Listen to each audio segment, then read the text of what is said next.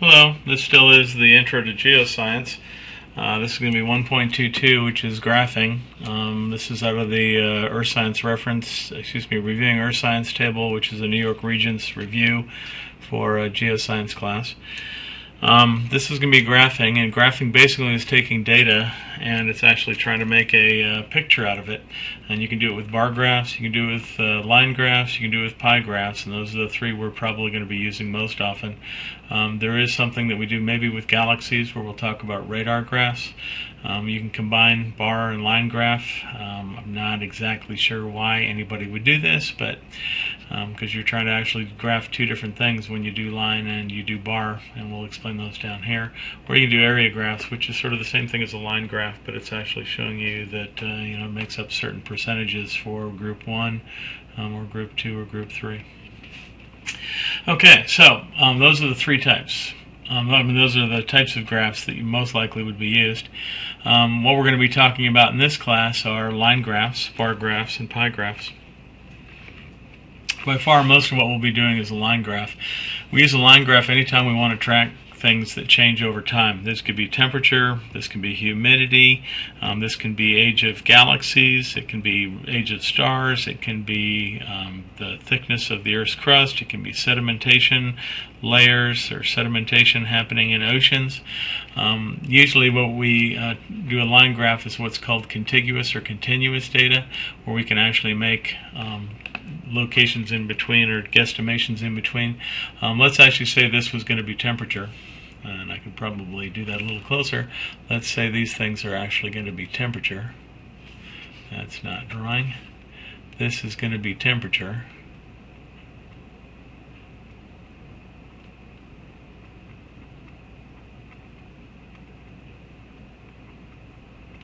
And it's going to be in degrees Fahrenheit. And this is going to be time, except we're going to say this is time in hours.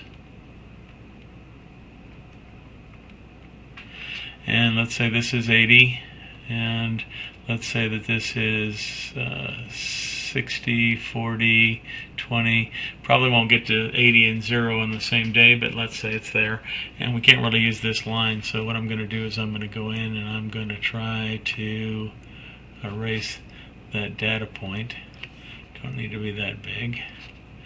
I'm going to erase this data point, this line.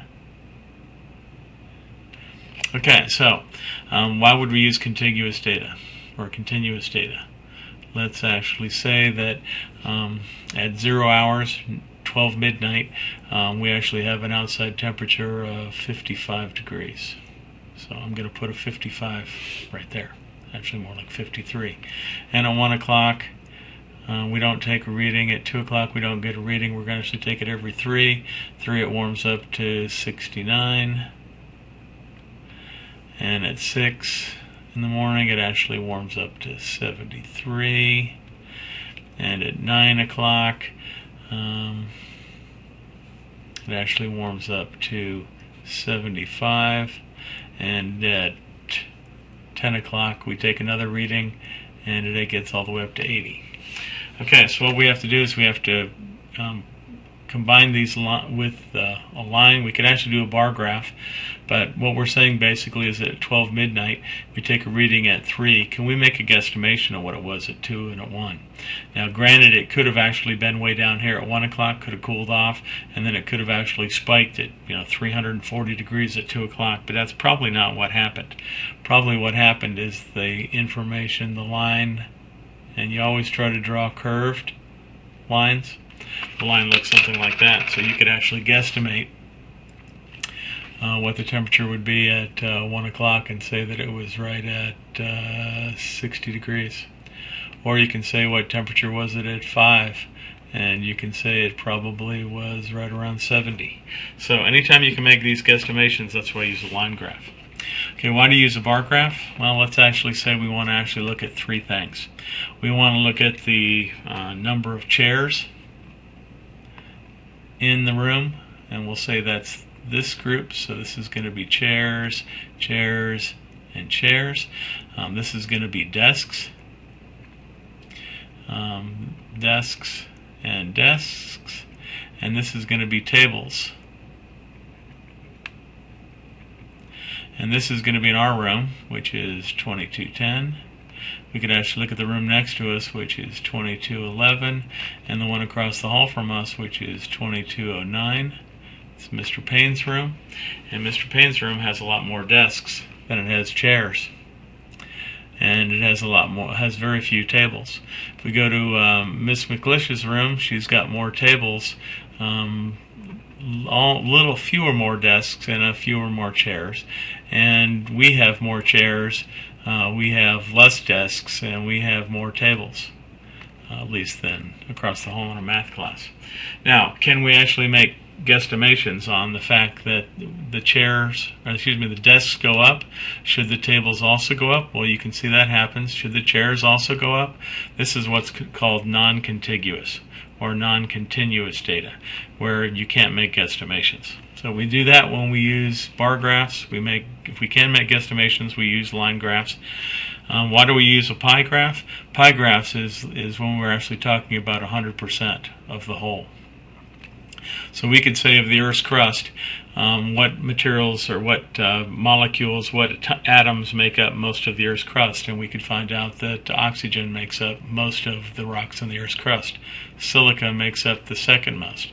Then we have aluminum. Then we have iron. And then we have a whole bunch of things like sodium and other things.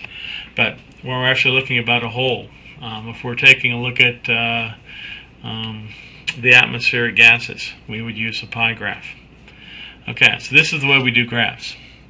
Okay, now to actually make sure that we get 100% and smiley faces on our graph, we're going to try to use a graphing checklist. And I'm going to be giving you this checklist when we do our first graph.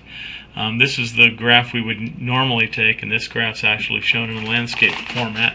Landscape actually shows us where we find the dependent variable, the x-axis, the independent variable, the x-axis, being stretched out very far, and the dependent on the y not taking so much room. We may want to throw this thing as portrait also if we want to actually see the changes in the dependent variable and not so much in the independent variable. But normally we put time down here, and I'll actually explain that in a second, but we're going to dance around.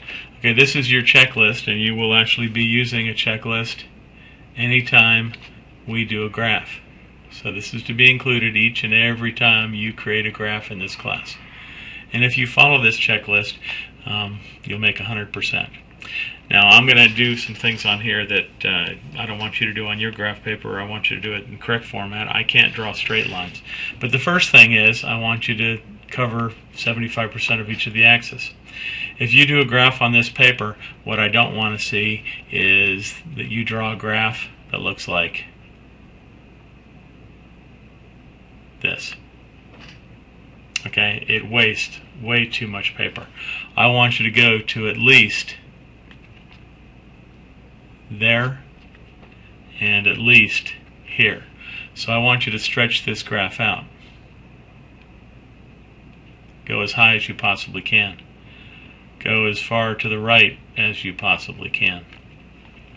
Okay, let's say we were going to actually do time and temperature, time and humidity. So the first thing we do over here is we would actually, let's do this thing. You draw the vertical and horizontal on the graph using a ruler. Now you can see I didn't use a ruler, and if you do this on your graph, I'm going to be saying -10 ruler. And I'll probably go in here, and if you actually check this, I may go in here and say -3 because you didn't do it. So you can actually lose points twice. So please do this, and then please do it on the graph. Please check it. This is going to be worth 10 points. And it's something that you guys should all get. So you should all get smiley faces on there. But that's going to be 10 points of every graph that we do. Okay, so the second thing is we use a ruler to draw this vertical line. We use a ruler to draw this horizontal line. Third thing is interval spacing has to be consistent. Well, let's say we're going to use this for a 24-hour period of day. We'd want to put midnight over here. So I'm just going to write this as 0. Actually, I should write it right here. 0 hours. And that's probably not the best place to put it. this is going to be 0 hours. And then we don't want to put 6 here and 12 here, and we don't want to do that. We want to spread these out. Now, do I have enough time, space to do this? We have 1, 2, 3, 4, 5, 6, 7, 8, 9, 10, 11, 12. We are going to have enough. 13, 14, 15, 16, 17, 18, 19, 20, 21, 22, 23, 24. I'm going to actually go in and erase that one. And are we still going about 75% of the space? Yes, we are. And I'm going to get rid of this line too. Okay, so what we're going to do is we'll go back into here, and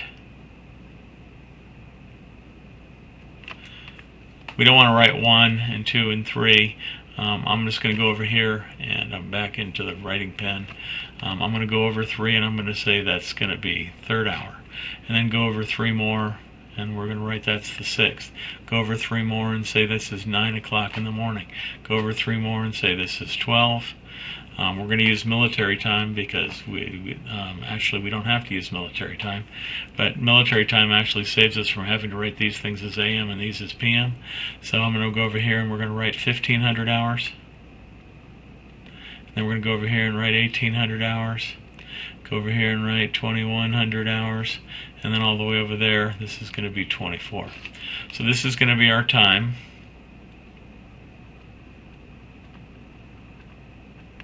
And it's going to be in hours. So this is going to be our temperature. Well, what's our lowest temperature? Today, let's actually see. Pull up a weather bug. And WeatherBug says that our highs and lows 82 and 68. Don't know if that's going to be our true, but we're going to run that. So what we want to do is we want to actually figure out, let me do one more thing. I'm going to have you guys do a Tic Tac Toe board. And the Tic Tac Toe board is going to look like this. Let me see how long this is running so far. 12 minutes. That's long.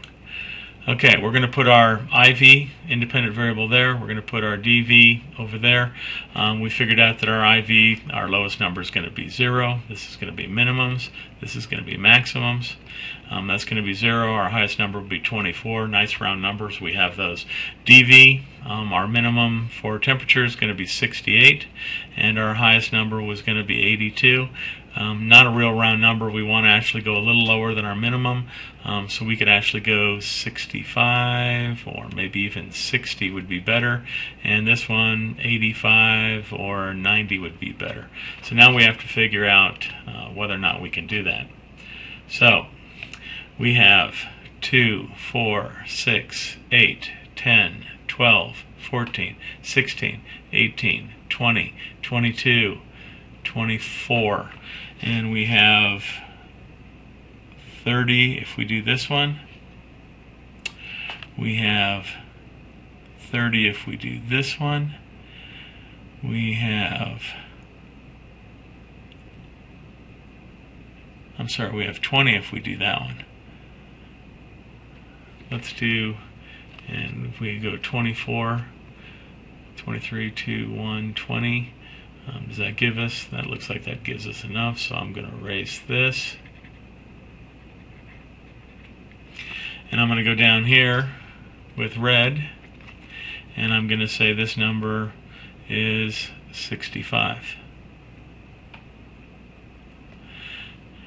And if we actually have 20, each one's going to be a degree. I'm not going to write each one, so that's 66, 67, 68, 69. This is going to be 70. And then 1, 2, 3, 4, 75. And 1, 2, 3, 4, 5. This is going to be 80. And 1, 2, 3, 4, 5. This is going to be 85. And I would have moved this all over because this we have to write temperature. And on this, you should definitely write the whole word. And this is going to be in degrees Fahrenheit. So you may actually want to move this line over a little bit, but this is our rough draft. We can do that. Okay, so all we have to do now is to plot our points. And I'm going to use green. We would find out at midnight. Probably was one of our lowest temperatures, and we said it was 68. So I'm going to go up to 68. I'm going to say that was our temperature. 3 o'clock, may get a little warmer, maybe get a little colder. 6 o'clock, sun comes up. 9 o'clock goes up higher. 12 o'clock, not the highest temperature of the day. Usually it's going to be in this area, but let's go up and let's just make it 82. And then it goes down a little bit more. Whoops. And goes down a little more, and then goes down. And it cools off not as much as what it was the day before. Contiguous or non-contiguous? Actually, let's go down and let's see if we can do a little more of these. Is your spacing intervals constant? Is your independent variable, which is time, on the x-axis? Is your dependent variable, in this case temperature, on the y? Is each axis item data portrayed? Time is in hours, temperatures in degrees Fahrenheit. Did you use units, hours and Fahrenheit? Did you include an easy to read title on the graph? So you'd actually have to go up here and write the title. And this is going to be temperature in degrees Fahrenheit for 124-hour day. You may actually want to say for February 18th, or in this case this would be June, what the heck is the 25th, a couple days after the summer solstice. So that's what you'd write down. Let's go down here and check that off. Does your title inform the reader something about the variables? Both of them are in there. Did you connect it with the appropriate data? We haven't done that yet. Okay, and I want you to actually think about what you're doing after you get through this dot, so you can see we're going up, and then we're continuing to go up, and then we're continuing to go up, but now we're kind of slowing down, and then we're going down. And you notice I'm not using a ruler. I'm freehanding this. I want you to do the same thing. This should actually have a look that it was not done by a machine, and probably should have actually gone through that data point, so it should be a little more smooth. Okay, and we go back down to here. Did you actually use the correct format? Does your data line only connect points that you actually collected? If you wanted to make a guess what it was going to be at 3 o'clock in the morning over here, you could maybe guess it was going to be all the way down there. If you did that, you'd actually have to make your data points a little differently. You'd have to say it was a dashed line. And then the last thing, did you make an easy to read key or legend? And this is where you would actually have someplace up here, again using a ruler to draw this, but you'd have a key up here. And the key would actually say, not so important if you only have one line, but the key would actually have data points that look like this.